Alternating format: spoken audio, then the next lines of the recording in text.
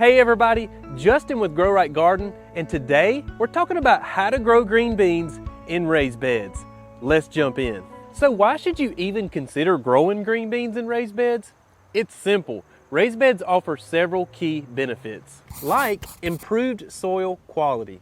You can ensure that your soil is well draining and fertile. Well draining soil means you can keep water from pooling around your roots of your plants, and to grow healthy green beans, this is critical.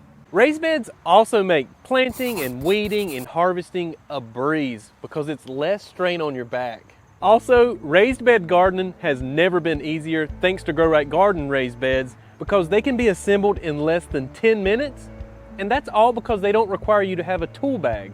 There's no nuts, bolts, screws, or washers required for assembly. Next, let's talk about choosing the right green bean variety, and there's two main types. There's pole beans and then there's bush beans. Bush beans are what I have growing in this raised bed right here, and honestly they're probably the most ideal for raised bed gardening because they don't require any support from an arch or a trellis or a stake. You can see they grow in a nice compact bush. This bean in particular is called Contender. It's one of my favorites. It's very tender and it just is well behaved. For pole beans, you're going to want to have them climb on something like this cattle panel arch or some kind of trellis because they do love to climb. However, they are worth growing because, well, they produce more over time given that you're consistent at harvesting them. They're sort of like cucumbers. If you stop picking them, the plants kind of fizzle out. Let's talk about how to prepare your raised bed soil. I have a pretty large Gro-Rite bed here, so I don't think it's necessary to spend a lot of money and time filling it up with all really good stuff. The bottom half portion, I use filler. In this particular bed, I used leaves, grass clippings, and cardboard. And once I had it filled up about 50%, that's when I dumped my good stuff on top of it. I just used bags of compost, a compost that was quality. It had aged manure, fish, and plant material. And then I mixed in some potting soil too, a good quality potting soil that contains perlite. Green beans don't actually require a lot of fertilizer. Since they fix nitrogen into the soil, they're not heavy feeders. However, before I plant any vegetable plant, I do like to start out sprinkling a little bit of biotone starter fertilizer. It's just a well-balanced organic fertilizer, and it's got all the micro and macronutrients pretty much any plant needs to thrive. Green beans don't like to dry out, so something you're going to want to do is mulch around them. Now I'm not going to mulch yet. I'm going to wait till my beans come up and then mulch around them. But I like to use this product called Healthy Straw. It's a shredded, weed-free straw mulch. And since it's shredded, it's super easy to put out. You just put it around your plants. That's going to suppress the weeds, hold in the moisture. If you don't have this stuff, there's other great mulches such as leaf mold. You can get that organically out of your yard. You can use pine bark, or you could use a shredded hardwood mulch. Let's talk about actually planting your green beans. The first thing I did with this bed is I took a rake and I smoothed out the soil. Then I took a garden spade, or I think I actually used a hoe, and I made 3 trenches going down the length of this bed. This bed is 5 foot long and 3.5 foot wide. So I ended up making a total of 3 trenches going down the bed. And that was about the proper spacing that I needed. Now, making trenches is not actually necessary. You can simply just lay them out on the bed and push them in. But the trench really helps my OCD make sure that I'm putting them in a straight row. Now let's talk about your planting depth.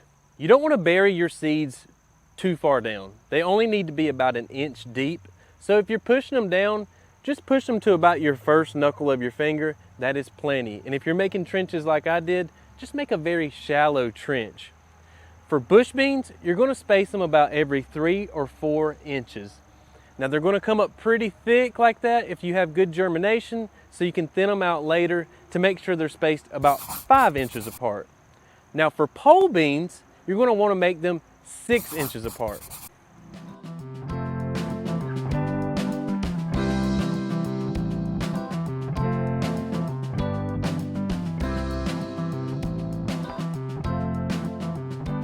For pole beans, make sure you have your trellis or arch installed at the time of planting.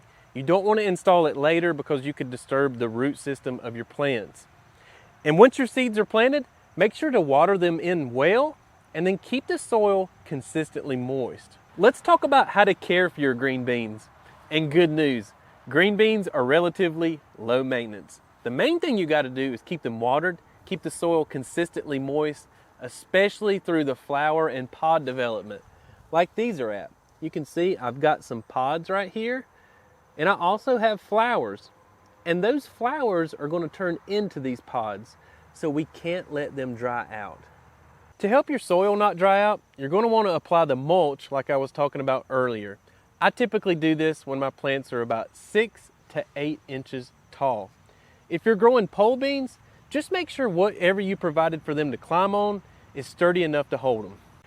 Now let's quickly talk about pest and disease management. And more good news, there's not a lot you have to worry about except for 3 things. One is aphids. Any type of plant that's fast growing and full of nitrogen, you're pretty much going to have to worry about aphids. But if you see an outbreak, just use an insecticidal soap and this should take care of it. The other thing you have to worry about is bean beetles. I never get these on mine, but some people do. If you see these, you can simply pull them off, and if you had a really bad outbreak, you can use neem oil. And finally, you can develop fungus if you're not getting good airflow. But if you do what I told you earlier about spacing them out about 5 or 6 inches, and if you're doing pole beans, 6 inches and make sure they're climbing, this will create enough airflow to keep the disease off. I get asked a lot, how do you keep your plants so healthy looking? Are you spraying something on them? And the answer is no. The best defense against disease and pest is simply a healthy plant. I just make sure my plants stay watered, I make sure I have good nutrient-rich soil, and they're basically able to fight off anything that comes across them. Finally, let's talk about the fun part, harvesting your green beans. I planted these contenders less than 2 months ago, and you can see on most bags, it's going to tell you days to maturity. This particular bean is 54 days, and I already have green beans. When you're picking your green beans, you want to pick the beans that are basically just starting to bulge. If you wait too long, the green beans are not going to be tender, so don't let them get too large. It's definitely okay to pick them when they're smaller. Now, pole beans are going to take a little bit longer, sometimes more than 60 days. But what's good about green beans is you can plant them in succession. We're in Shelby, North Carolina. We don't get our first frost until pretty much after Thanksgiving. So sometimes I plant green beans as late as August. And if you're wondering when to plant green beans, you're going to want to plant them when the soil temperatures are 60 degrees or more, and definitely after your last frost date, because they definitely will die if a frost lands on them. As I mentioned before, you need to be diligent about keeping your green beans picked off. If you leave them on too long, it's basically going to signal to your plant it's at the end of its life cycle. So to avoid this, just keep them picked off. You want to get inside those leaves. I mean, look at the amount of production I'm getting. And you want to make sure you get every single one of them. That way your plant will be encouraged to rebloom and you can get some more. There you have it, how to grow green beans in raised beds. With a little bit of care and attention, you'll be enjoying homegrown green beans all season long. If you found this video helpful, don't forget to hit the subscribe button. That way you'll get updated every time we release a new video. And until next time, unearth the gardener within.